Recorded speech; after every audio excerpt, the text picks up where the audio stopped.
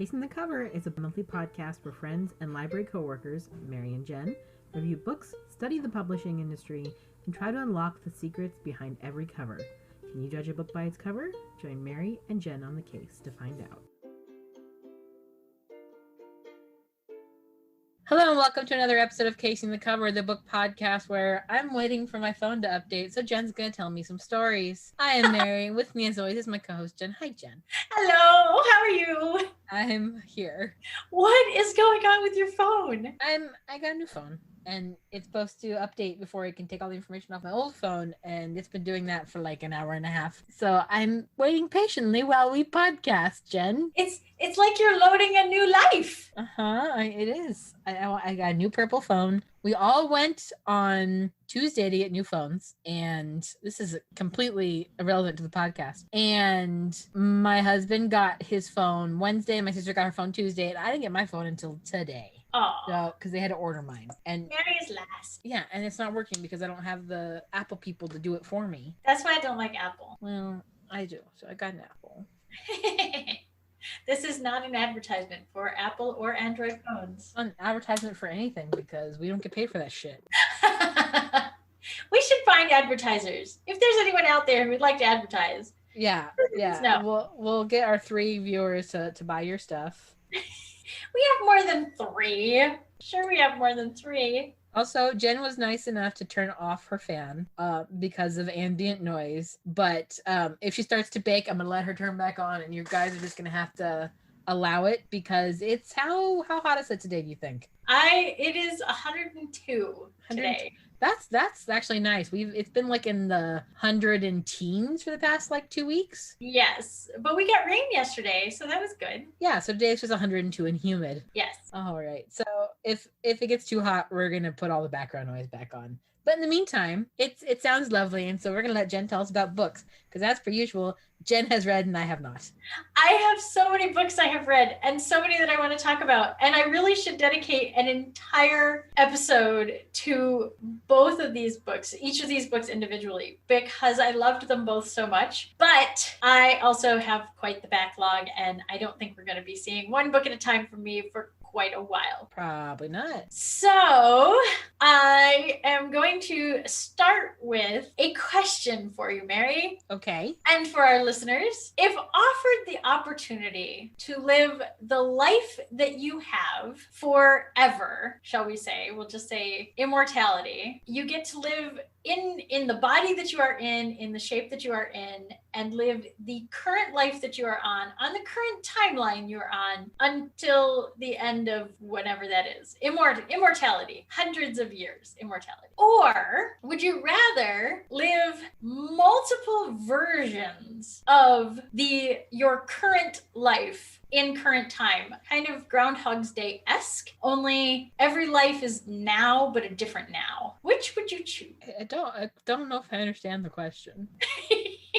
Would you rather be immortal or would you rather have a multiverse? Multiverse, obviously, because my life is not that great, and if I was stuck in this painful, obnoxious, fat body for the rest of eternity, I would be really upset about it. So, multiverse, 100% multiverse. Oh, then I guess we'll start with Matt Haig's The Midnight Library then. We'll start with that one.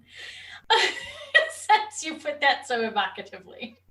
All right, so The Midnight Library, both of these books are going to get super philosophical. I do not apologize in advance because you know how much I love getting into weird philosophical stuff. Yes. And this one is extra philosophically stuff. And it's probably one of my favorite versions of the multiverse / not string theory. It's the like basically yeah, multiverses, but like the atomic, subatomic, crazy weird stuff that happens with like spooky particles and all of those kinds of things, and none of which that I can get my brain to wrap around the word. All the shit that you try to talk about and then my eyes glaze over. Yes, so we're gonna start with that. So you glaze over and then I'll bring you back from the dead with the next I understand.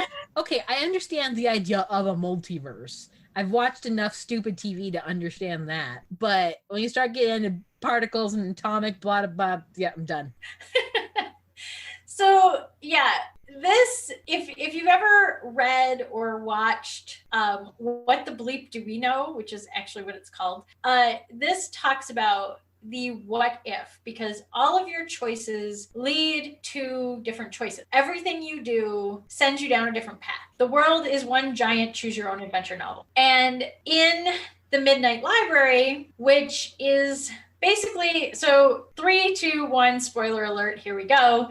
The main character commits suicide in the very beginning of the book. And here's the spoiler part. She attempts to commit suicide. So there's your, I already know the ending.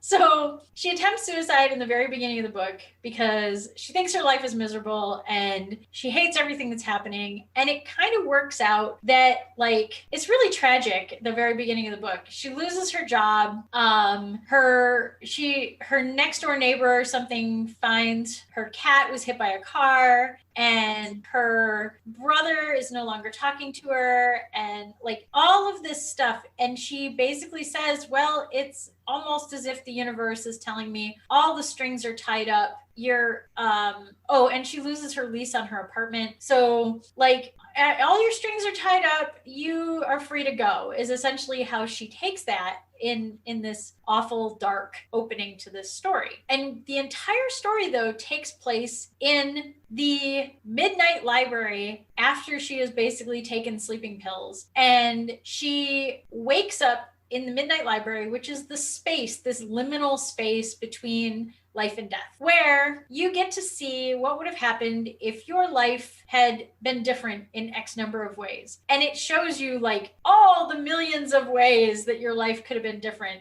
and just take a book off the shelf. But eventually you have to decide, do you go back to one of these lives and your real life, your base life, your root life disappears forever and you become part of this other life, or do you die? Why would you pick death? Cake or death. So she, and this is exactly the question, because she gets to the first couple of lives and like it's the same now. Keep in mind, it is the exact same time, date, and place when she wakes up. She gets to spend a few hours, a few days, maybe even an entire lifetime in this other life, but it starts at the now. And so at the now, she goes back to the first life and her cat is still dead and she's still devastated by that. She's like, well, show me a life where he lives. And she goes back to that life and the cat is miserable and dies later because he had some sort of a heart condition. And then like she's in this other life where she has the same cat, only it's not the same cat, it's in a different body, and she hates the life that she is in. And then she like is good with her brother and she becomes a rock star and all this stuff, and it really seems like the most amazing life or whatever. But then she finds out that like, oh no, she's in a rock band, but she can't figure out why her brother isn't there with them. And it turns out he's the one that like committed suicide, and ended up that she became like head of this band that they were going to make because like she was trying to make up for that. And there's this whole big thing about like no life is perfect is basically what she is showing. Okay, but some lives are still better than others. Like, I get you like your cat, but no matter what life you're in, a cat's gonna die. Pick the one where you got more going on for you. Right. So she goes on and on with this, but then it's like she's either lost her brother, or she's lost the cat, or she is miserable and stressed out, or she marries the guy she was supposed to marry, but then they end up like totally hating each other and they get a divorce. And there's just on and on and on of all these things. Oh, she ends up going to, in one life, she ends up in Australia with her best friend. Pick that one. Friend is in a car accident. What? Let's pick that one. And then you said she's in a car accident. And I was like, yeah. And then her best friend's in a car accident. So she's alone in Australia. Yeah. So it goes on and on that none of these lives is really all that great. And then as the Midnight Library starts to like crumble in on itself, she reaches this conclusion that she's like, I don't want to go back to any of these lives. I want to go back to my original life. I can fix it. I can make it better, which, you know, is totally the moral of the story anyway. But the idea that life is really what you make it is so big in this story, but also it's interwoven with that whole thing of like, you know, subatomic physics and all of this kind of stuff, and where things get very weird because she did experience all those lives, but she really didn't. But she still has the memories of all those lives. And so it influences how she approaches her life, her root life, as they call it. It's like default. Go back to factory settings.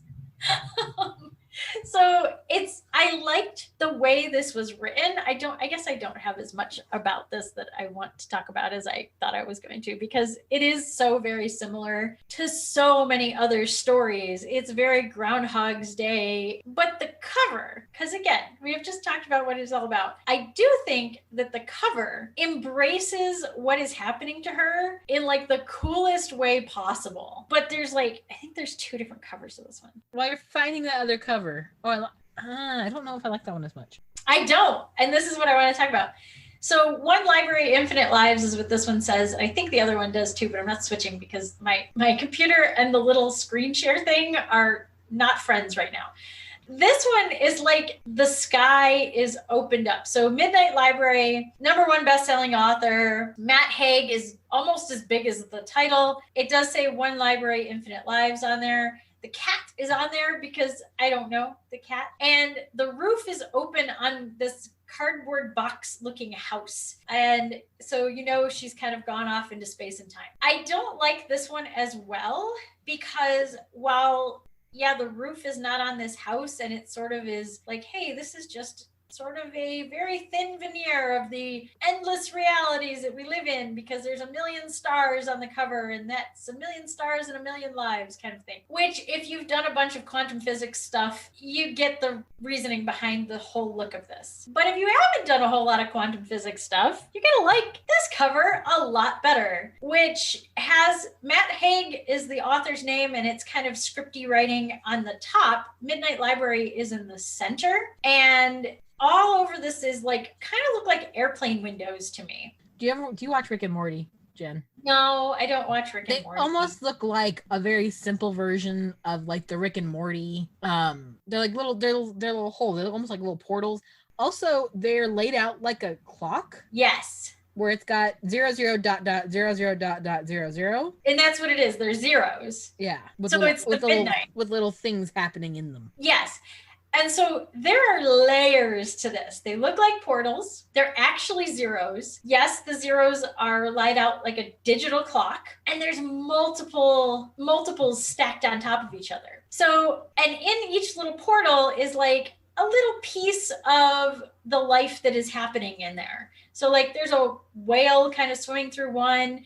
There's what looks like maybe a chess piece and her walking through. There's a limousine, beautiful mountains. There's her walking through one side and what kind of looks like maybe she's walking the other way on the other side. There's an airplane. There's a microphone, like a standing mic, like you'd see on a stage. There's the cat. There's, I don't know. There's a bunch of different things where she's walking through all of this stuff. Maybe she's diving into water. I think she's diving into water. Like water, yeah. Oh yes, because she wanted to be a professional swimmer. So she had all these things that she wanted to do in life, which I can't relate to that at all. Like, I want to be a professional swimmer. I want to be a rock star. I want to be this and that. All of these things are wrapped up in this. So this is like the best cover because you can see all the different nuances of what this story is about. It is about time. It is about doing all the multiple things you want to do in your life, making choices, what those choices have in store for you. And also because it's all the zeros, it's that now.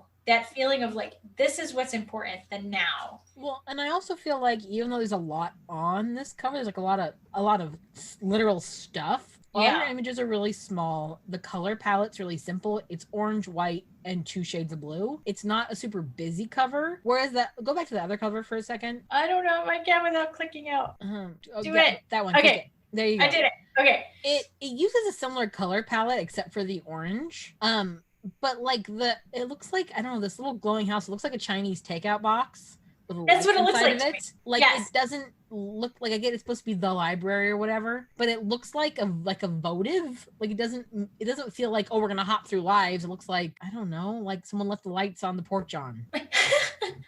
Yes, and that's the thing. It looks like, I think what they're trying to do here is reality is just this very thin veneer of and it's all the constellations and the stars that are outside. I get that because I think probably because I do a lot of quantum physics stuff. But for anybody who doesn't do a lot of quantum physics stuff, this tells you what the book is about. This tells you she's living multiple lives, or multiple versions rather of her life, and playing through them and testing them and kind of seeing what they're all like. And I love how she finds, as she continues to go through all these books that are her life, because that's really what it is. Like, she picks a book off the shelf and she gets to read it. And there is a librarian there that kind of helps her out. And she, as she goes through each of these books, she starts to find the beauty and the ugliness of every life, and starts to learn that, like, hey, this life was wonderful and it taught me all these things, but I also felt empty because while I was making all this money and I was doing all this stuff as a rock star, my brother wasn't there to enjoy it with me. He had died. And like the one where she's with the guy she was going to marry, she realizes that everything she did with him was for him. Like, they were all his dreams rather than hers. And she tried to be there for him and do all this stuff, but in the end it was like, yeah, but that was just because he wanted all those things and it wasn't really what I wanted, you know? And then she meets this other guy and she keeps kind of meeting him. This is the kind of Groundhog's Day part. She keeps sort of passing by this guy in multiple versions of her life. And she finally kind of gets into a life with him that she really starts to enjoy. And she's like, gosh, I really love this life, but it don't feel like it's mine. I don't feel like I earned this life. It just feels like I dropped into somebody else's life. And so she ends up going back to her own life and saying, like, hey, I met this guy in that life, and maybe I need to take the leap, and maybe I need to talk to him and do all these things. And yes, at the end of the story, you are left wondering what she's actually going to do. But a lot of things are kind of, there's a lot of positive things that come out of it. Like, and I don't super condone the message in this of like, hey, you should totally attempt suicide so you can readjust your life. Well, yeah, no, that's not how that works. Not good. That is not a positive thing. Like, okay, the I'm sorry, but you're trying to commit suicide and then a magical entity shows you what life would be like if it wasn't the way it was. It's literally ripped off from It's a Wonderful Life. Yes, this is what I mean. It is very much It's a Wonderful Life, because he sees, in A Wonderful Life, he sees what the world would be if he wasn't in it. Right, and this is what it would be if your life was different, and it's just not right for you, right? This is if you were in your same life, but you had made different choices. Right. This is what if you had never existed, is what It's a Wonderful Life is about. But it is a ripoff of it, but at the same time, it's very beautifully done, and I do like it. And it was. Okay, it was quantum physics without being preachy quantum physics. So, like, you could read this book if you're a total layman. Is quantum physics usually preachy, Jen? Well, it's not preachy, but it's sometimes kind of high-handed. It's okay. You know what I mean? Like, you just don't understand.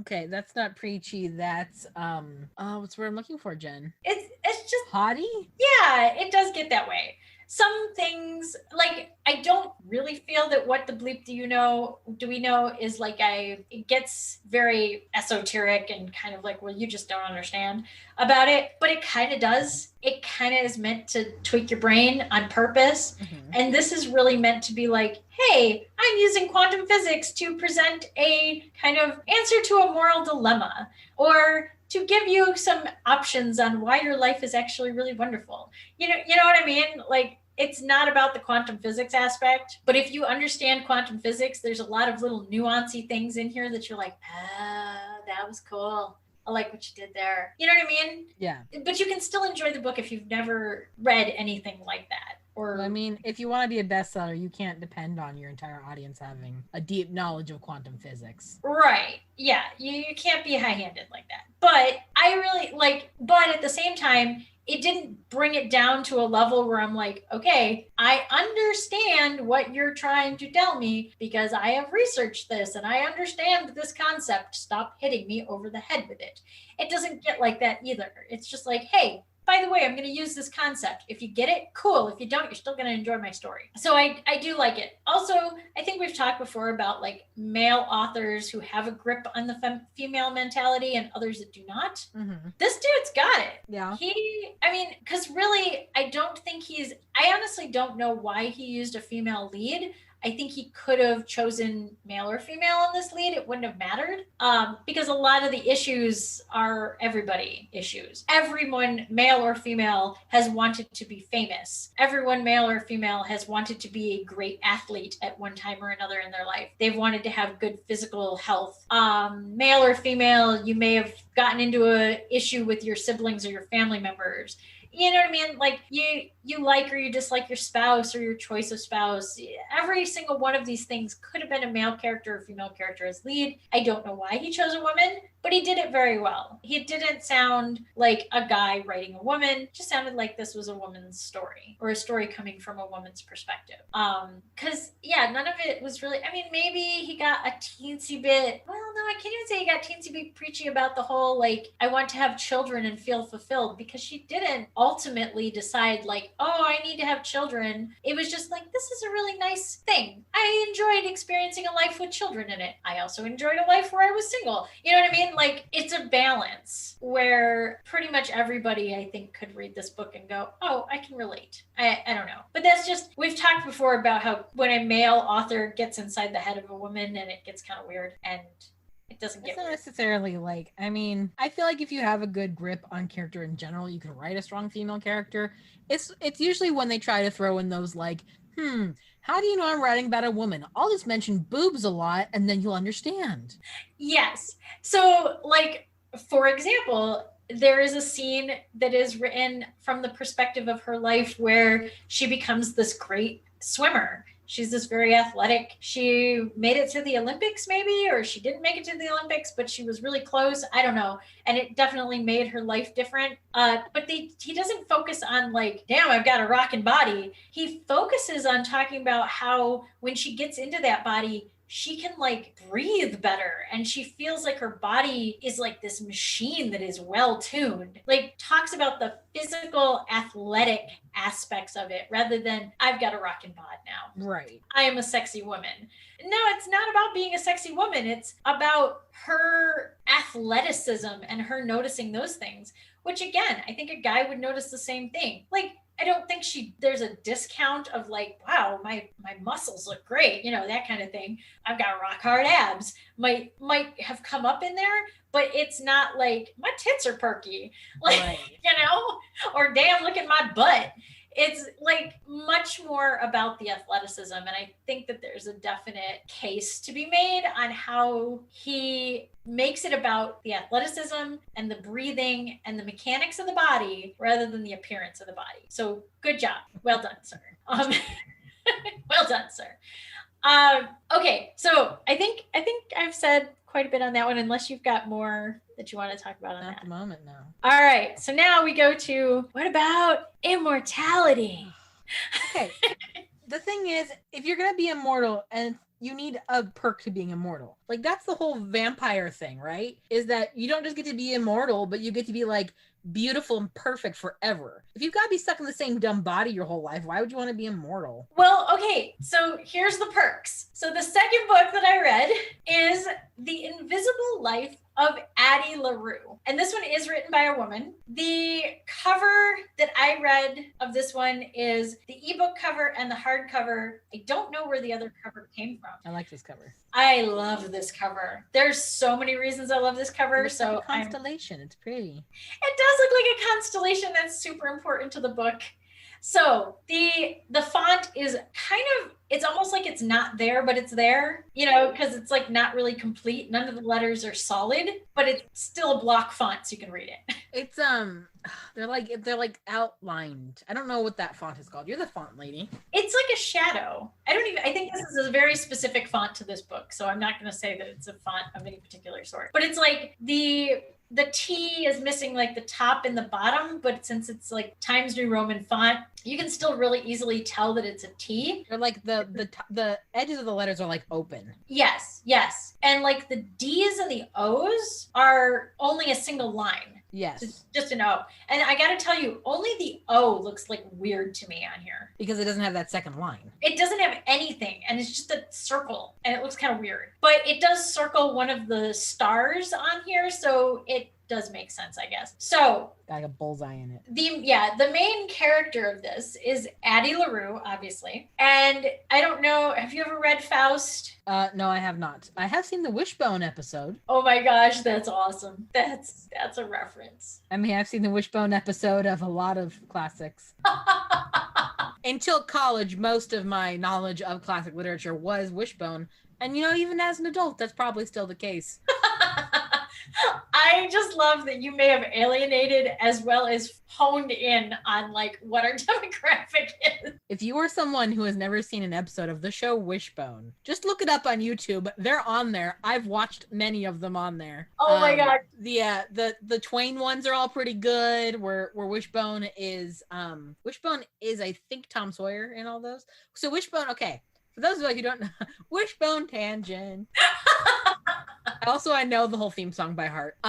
Wishbone is a Jack Russell Terrier, and he is owned by a boy whose name I can't remember. I can't remember the kid's name. And the kid's mom is a librarian, and so the dog reads all the books. And so the show is always split into two parts. There's like an issue that's going on in the episode, as all teen shows do, kid shows do, where oh no, is the main character gonna cheat on his test, or oh no, has he made a deal he can't get out of, or oh no, should they go to the dance with this girl when they don't like each other? And then Wishbone goes, this reminds me of a book. And they get like a little flyaway sequence to like the same like 10 actors are in every episode of Wishbone, by the way, playing all these other parts. Yes. It's like a standard cast that then comes in and plays all of the parts in like a retelling of a certain novel or like play or story, but none of the actors who are in the stories are in the show. So like it's not like when you watch like a fantasy episode of like another TV show where like all the characters in the show play characters in the story, like an episode of The Simpsons or something. They're completely different actors. Yes, it's not like the mom actually becomes like Alice in Wonderland or something Right. It's a completely different actress. The only crossover is, of course, Wishbone, who they put him in a tiny little period dog costume, and he plays a character in the story. So when they do the, oh no, should you go to the dance with this girl even though she's a bitch, they, of course, do Pride and Prejudice, and Wishbone is Mr. Darcy. And then they tell this like super abridged version of a piece of classic literature. And there's a couple different Twain ones, there's a couple different Jane Austen ones. There is a Faust one. There's like 5 Shakespeare ones, because they do Tempest and they do Romeo and Juliet, and they do a bunch of different Shakespeare ones. And they are so amazing and cheesy, and the acting's really silly, but I love them, and the dog is cute. So that's why you should go watch Wishbone. Yes. Okay. So there you go. We just had our total tangent in the middle of an episode. God knows what the rest of this episode is going to look like now. Yes. We are now going to make a Faustian pact with the rest of this episode, and there's no going back. Not going back to what? To normal life now. We have made our deal with the devil, Mary, with our Wishbone. We've made a deal with the Wishbone. All right, so The Invisible Life of Addie Larue. In like 1700s France, this girl, Addie Larue, makes a pact with basically a dark god. He doesn't actually call himself the devil. He's just like an old god who comes out after dark, which her grandmother constantly tells her, don't make deals with gods. It's very interesting sort of cottage lifestyle, 1700s France. The stars on the cover are she kind of has these freckles that look like a constellation. Okay. And so she's got these 7 stars on her face, and everybody she meets remembers the constellation, remembers the 7 stars, somehow remembers that little part of her, but because of her pact, they don't remember her. So Addie makes this deal with the devil, we'll call him, and she can live forever, and she can escape this terrible life that she thinks she has in this little cottage in this little provincial town in France. And she doesn't want to marry this guy and all this stuff. So she wants to run away. So she makes this deal and everybody forgets that she exists. So now we've got the wonderful life situation of like, none of her family knows she ever lived and all of this. But that's only the beginning of the story, because Addie lives for like 300 years and learns, as she puts it, the edges and corners of her curse. So again, she is not supposed to be remembered by anyone, which gets her kind of into and out of trouble, because basically as soon as she moves through a doorway or people lose sight of her, they forget about it. So basically she gives Alzheimer's to everyone. She's like a shadow. She is. She's kind of like a shadow. But she has figured out that that ideas are kind of more wild. So while memories are very linear, and it goes into this whole thing about like memories versus inspiration. And so a memory is basically very linear and locked in time. And yeah, if you don't remember her, then you're not going to remember her. But she can inspire you and act kind of like a muse. And so she will visit the same person again and again and again and again in different ways for like months or years and influence them in these tiny little ways. So if they're a musician, she'll play the piano and she'll play different parts of a little song over and over until basically they've got this song stuck in their head and they write the rest of the song. Or an artist will paint her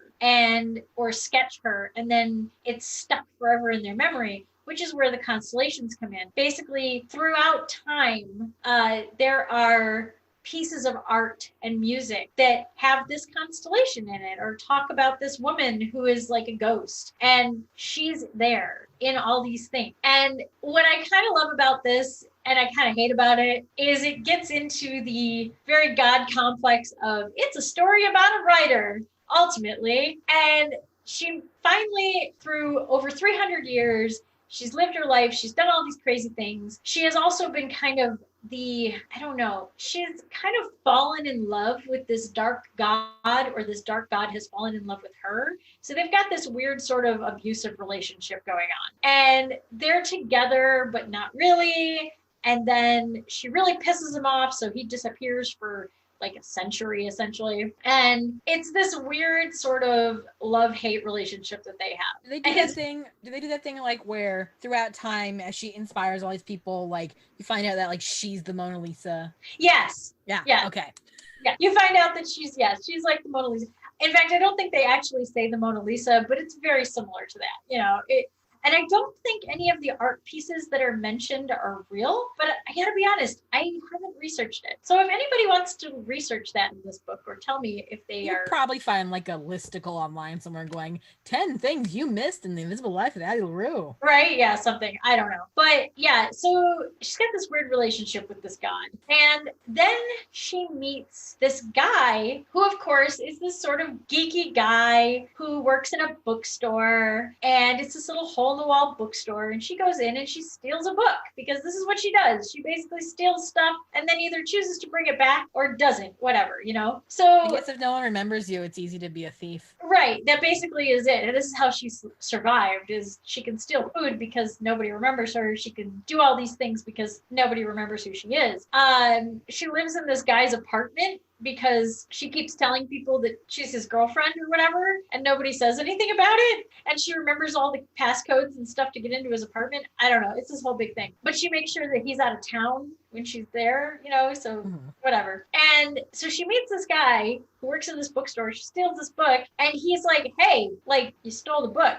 And she's like, no, I didn't, And then she comes back to like return the book or trade it in or something. And he still remembers her. And she's totally blown away by the fact that this guy, this nobody guy, remembers her. And it freaks her out. So she has to like pursue a relationship with him to figure this out. And so none of his friends remember her. They go out on these dates. They meet his family. Nobody remembers who she is. He keeps saying he has this girlfriend and nobody believes him. And so they go on and on with this whole thing. Well, ready? 3, 2, 1, spoilers. He's been cursed by the same god. Okay, that makes sense. Say, there's got to be something about him that makes him the exception to the rule, right? So again, we have our trigger warning on this episode, which is suicide is not good, people. So he attempts. Neither is making deals with the devil. Yes, and neither is making deals with the devil after trying to commit suicide. So he tries to jump off a building, basically, and this dark god says, none of that. What do you really want? Like, clearly there's something missing in your life, and that is why you want to kill yourself. So let me fulfill that for you. And the point of his curse is that he basically is what everybody he meets wants. So obviously, if somebody is looking for a lover, he is like the perfect lover. If they are looking for a best friend, he is their best friend. If all you want in the world is to be remembered, he's going to remember you. So she is remembered by him. They are living this life together. Only there's a time limit, always, because there's always a catch, right? Yes. So at one point, Addie finds this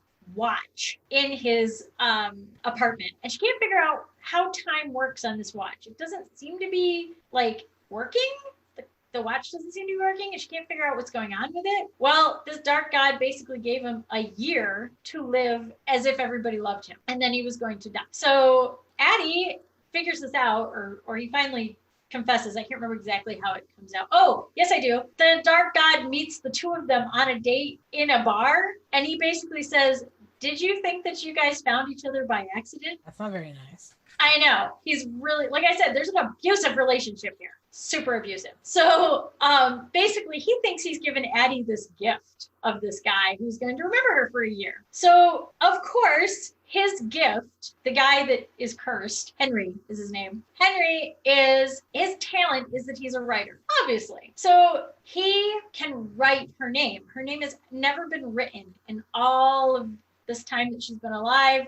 Her name has never been written down because obviously she didn't hook a writer, I guess. I don't know. But so he writes her story as she tells it to him. So she tells him the story of her life and all these things that happened to her, and he writes it as a novel. And I cannot remember exactly what happens at the end, but basically, oh, yes, I do. Okay, now I see, this is what I read a while ago. Anyway, he writes this story, but Addie, in order for him to live, obviously, there has to be a price to pay, right? Of course. So Addie finally says, look, let him live. Leave him alone. Let him live his life. And I will stay with, she confesses to the dark god. She says, I will stay with you for as long as you want me by your side. And she has learned over 300 years, wording is super important. So she basically is going to try to piss him off at some point or make him bored with her so that then she'll be released. So that's kind of where the story ends, but also Henry goes on to publish the story, which then becomes the story, The Invisible Life of Addie Larue. So the book is the book. Of course it is. Of course it is, because why not? It kind of seems like the waste of a really good concept. Yeah. Like the concept of like these two people who are cursed and find each other and all that like seems really interesting. When you bring it into, oh, well, let's write a book about your life. That seems like, I don't know. Yeah, it's like kind of lame. His only purpose then really was to fulfill her fantasy of being remembered. Also, let me ask you this. If his whole curse is that he is whatever anyone is, or anyone expects him to be, right? Yeah. Why is he working in a freaking bookstore? If you want to be a writer, you go find someone who's looking for like an award-winning script and you go, hey, hi, nice to meet you. And then they go, you're the one that will win me my Oscar. And then you write the bestest thing that ever happened. So this is covered in the story. He doesn't feel right about taking advantage of this. So basically he feels bad about his curse, his gift. Then why do you have the curse? Well, that's just it. He didn't realize what he was doing until he realized what he was doing. It comes down to the same thing of like in the Midnight Library, where no life is perfect. She's not happy with any of the lives. She goes back to her root life. Henry is not happy being loved by everyone because he realizes it's a lie. they don't really like him. Yes, for him. okay, but they don't have to really like him. But if you gave up your entire life and all you've got is a year left, you use that shit to your advantage and you do what you got to do. I know, because then at least you can like live your life for a year and leave your family with like the royalties from a bestseller. Right. Or you leave yourself a legacy. Right. I kind of get lost on that too. But dude, you already made a deal with the devil. What do you have to lose? Yeah, but it's basically two people who are unhappy with their lives trying to use each other's curse to fix themselves. Yeah, that's what this boils down to. Is she's not happy with her life and her awful provincial existence out in the countryside of France, and she wants to see the world and experience all these things, and she ends up in an abusive relationship with a god. And so then this is what would happen if Beauty and the Beast went very differently. Yes. This is what would happen if Beauty and the Beast went very different. Also, Henry's not happy with his life because he thinks that he's just not good enough for anybody. And instead of bettering himself, he decides that he is going to make this pact with the devil or this dark god. So yeah, it's just basically it's two people who are really messed up trying to unmess each other up. And it doesn't work out for either of them. So, except he gets a book deal out of it. Right. Oh, and his best friend gets her thesis out of it because she figures out that Addie is also this muse who has influenced all these art pieces throughout history. How can she write a thesis if she can't remember her? She just, that again, it goes back to Addie has influenced her enough to have her make these connections of like, hey, all of these are basically the same woman. There must be some reason behind it. So she makes this whole big thing about it. But anyway, yes, everybody sort of gets what they want. They don't get what they want. It's The Invisible Life of Addie Larue and how it was written, because the book is the book. The book is the book. And she doesn't, this Schwab, Victoria, I think is her name, Victoria Schwab, she like doesn't even like hide it because the title of the book in the book is The Invisible Life of Addie Larue. But the only difference is that Henry refuses to have his name as the author name on it. It is her story exclusively. So it doesn't have an author on it. It just says The Invisible Life of Addie Larue. I don't know. So Schwab, all I got to say with that one is maybe you should have taken your name off the cover to be a little more legit.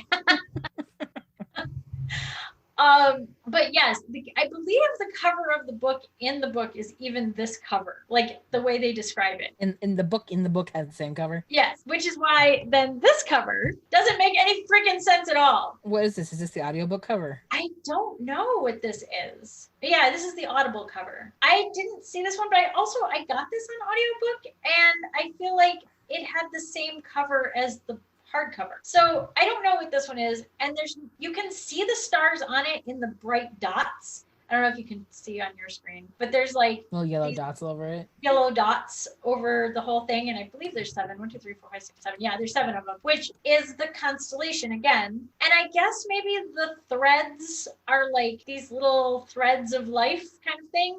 And the flowers are supposed to represent the ideas blossoming. I don't know. But I do not like this cover because as far as like the meaning of the story, also V.E. Schwab's name is enormous on here. It is clearly selling on the title, which again goes against the whole point of the book. Make your name tiny on it and make it sell on, I don't know.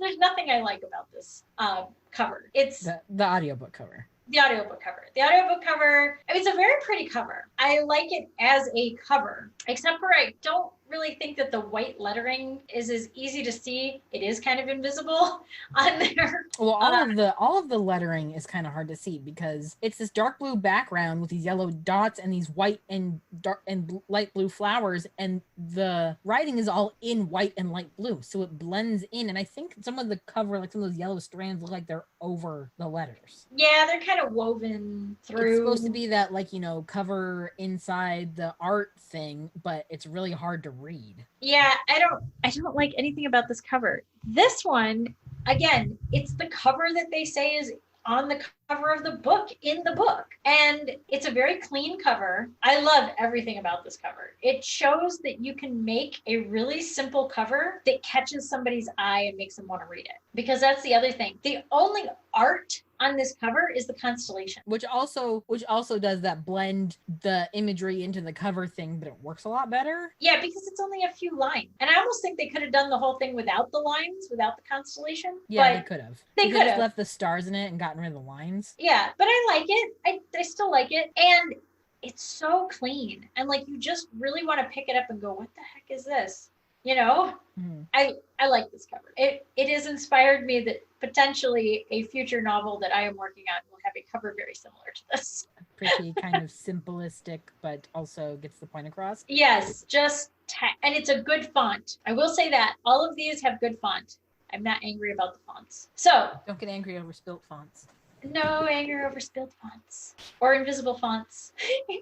So there you go. Would you rather be cursed with a life where you are invisible, but you can live forever and also be abused by some god? Or would you rather live multiple lives of your same life, multiple versions of your same? I mean, in general, I feel like this one has a more interesting premise to it. Also, they both seem to have kind of dumb endings. Yeah, I don't know. They're very open endings, both of them. That's the other thing this is the other tie-in. Maybe it's because you read it and not me. But also, I feel like you've got two plots. You've got, this multiverse, you're dead. How could your life have been different? And you've also got this you're cursed by a god forever thing going on. I feel like they could have gone a lot further with both of those.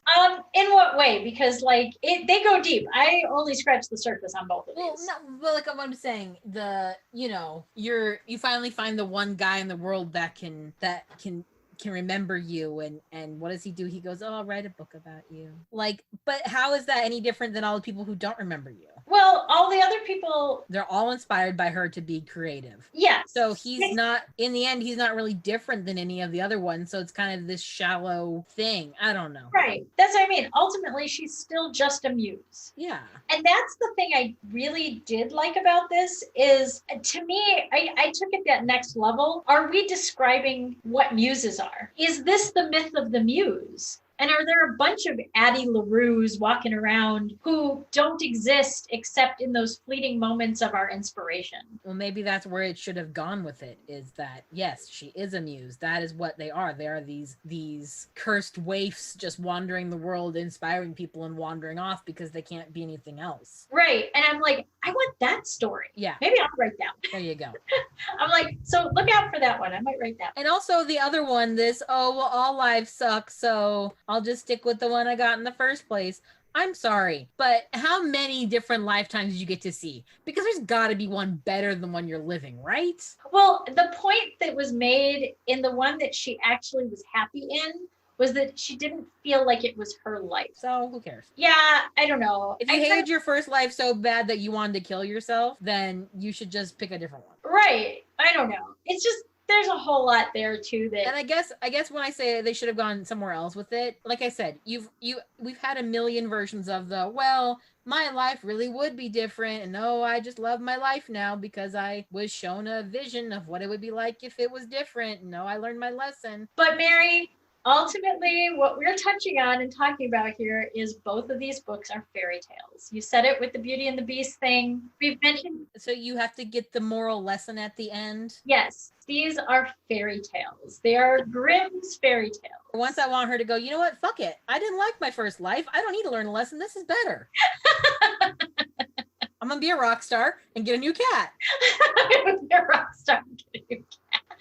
Oh my gosh. Oh, I love it. I love your take on it, Mary. I hope you choose to be a rock star. I want a subversive ending, Jen. I think you should write that one. How about this? I'll write the Muse version of Addie Larue, and you write the Midlight Library that she chooses a different book. Yeah, shit. And we'll both do those on Kindle Vella. And then we'll both get sued. No, because it's different enough. I don't know. But anyway, yes. Also, should I wrap this up before I get into a whole thing about Kindle Vella? Rant, tangent, which one? It's tangent because it's so not a rant. I tangented about Wishbone, so. But we have already gone past an hour on our half this is getting cut out. It's fine. All right. We'll talk about Kindle and then we'll wrap. Okay. So I'm going to stop sharing the screen because I don't need to share the screen anymore. Although it's still just a picture of you with the unicorn horns, so it's not really. That's okay. But anyway, all right. So for those who are not aware, you are going to hear it first. Ladies and gentlemen, Kindle Vella is coming. And this is totally not an advertisement for Kindle Vella. This is an advertisement for my books that will be on Kindle Vella. I don't know what Kindle Vella is. Tell me, Jen. Tell me more. This is our not sponsored, hashtag not sponsored part of the podcast. Hashtag not sponsored, but hashtag you damn well better subscribe to my story that's on there. So what is Kindle Vella? Kindle Vella is Amazon's answer to Wattpad and Tapas. Don't know what those are. They are serial release websites. So your story is released or your comic is released in little bites. Webtoon is another one that does this strictly for comics, which I know Mary knows what Webtoon is because Mary got me hooked on Webtoon. That's where you find the Lore Olympus. Yes, Lore Olympus and Cursed Princess Club because I read trash. So the way this is going to work is that the first 3 episodes of any series are going to be free to the reader. So the reader gets to read those, no problem, no charge. After that, 4th episode on, you pay in coins. Tapas is coins. I don't remember what Webtoon is. Is Webtoon coins? Webtoon, you get coins, yeah. Okay, then I've got it wrong. Webtoon is coins. Tapas is ink. They give you ink. And on Amazon, Kindle Vella will give you keys. And you get a certain number of keys. Everybody just use the same thing. It's fine. We understand what the point of it is. You don't need to make it special. It's okay. It's euros and rubles and dollars. Just everybody should use the same thing and it doesn't matter. Anyway, so Monopoly monies. Monopoly money. That's what it is. It's Monopoly money. So I'm really excited because I'm totally going to test this out with my Gothic novel that Mary knows all about. Because I feel like a Gothic novel is the perfect thing for this because, it gets scary and suspensey and all that. You just gotta tune in next week to see what happens. Yeah, tune in next week for more action. I also may or may not poke the Amazon bear because the rule is you can't use something that was previously published or is currently published. I'll have to read again the fine print because as Addie taught me, words matter. Phrasing matters. I may do a republication of my pirate story because it is currently out of print. And I also think that it would lend itself very well to this format. To a serial. Yeah, I think it would be a riot to redo it. And it really needs an update because I'll be totally straight with the whole world. If you have a copy of this, it is not my best work. It was the first one I ever published. I've learned a lot from it. And I'm proud of it because it got me into the publishing world, not because it's good writing. Are you rewriting it? I am updating it and basically re-releasing it. Just call it something different. I might just call it something different. Yes. So we'll see what happens. I might have to avoid the Amazon bots with it. But I figured it was a good one to put out there under this serial thing because it is kind of written tangentially and it's written in a bunch of little flashbacks and vignettes. This is also how if you ever decide to finally do a sequel, this is how you do it. You do little pirate vignettes instead of a full sequel. Yes. And this is the other thing. So my plan is that I am going to do this story as a serial with the Gothic novel first, primarily. So I'm going to do the Gothic novel. When I get to the end of the novel, because it is a complete novel, it's not a series or anything like that. It's a single story, one shot. When I get to the end, I will give readers maybe 3 to 6 months and then say, hey, by the way, this will be taken down and the novel will be available afterwards because it doesn't say anything about you can't publish the novel after the series. So this is my way of testing out a story. I figure people who want to read the story but don't actually want to buy the book can read the story but not buy the book. People who want to read the story and then buy the book can do that. Or, maybe they want to wait and find the book. This makes me motivated to finish the fucking book. So, I think it's a really neat thing. I know there's very mixed reviews on the monolith that is Amazon and it's mega doom. But, as far as a person who has published works, they have never done me really wrong. And as long as you play by their rules or find a way around their rules, and if you get busted, you take the slap on the wrist and move on. I don't know. I haven't really found a bad thing with the Amazon publishing system. And they really do back up a lot of their stuff because they started their self-publishing many, many years ago with CreateSpace. And they didn't just do CreateSpace and stick with it. They continued to grow that system and use ideas that were timely and develop with their writers and take advice from writers and publishers. And I don't know, I just think it's if you are thinking of publishing a story, this is an excellent route to go on. I'm teaching writing classes right now. And if you think I didn't just push this as a goal for all of my students, oh my gosh, I told them by the end of July, which is I think when this drops, I think you guys should all have your 4th chapter ready to rock. You're a mean teacher. Oh, I'm a mean teacher. I am so mean. I'm aggressive. I also will tell them, I'm like, there are 2 things that you need to do for this class. You need to write and you need to get a thick skin. This is why I'm not in your writing class, because you would make me get stuff done. I like when you get stuff done though, Mary. I love your writing, and your writing deserves to be out in the world. Jen's just saying that because she No, wants I'm me to not. write more things, and I don't want to. I'm super honest. That's the one thing you can get from me as a fellow writer, as an editor, as a coach, as a teacher, whatever. I'm super honest. If I tell you it sucks, it sucks. And if I tell you it's awesome, it's freaking awesome. And Mary, your stuff is awesome. She's that tactful too. I am. It sucks. I actually am. I'm like, nope, that sucks. Let's fix it.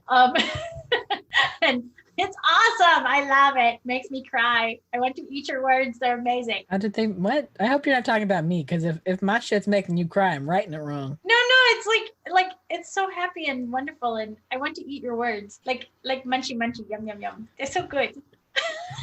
Munchy munchy, yum yum yum. You heard it here, folks. I think that about wraps us up. I think we're losing it over there.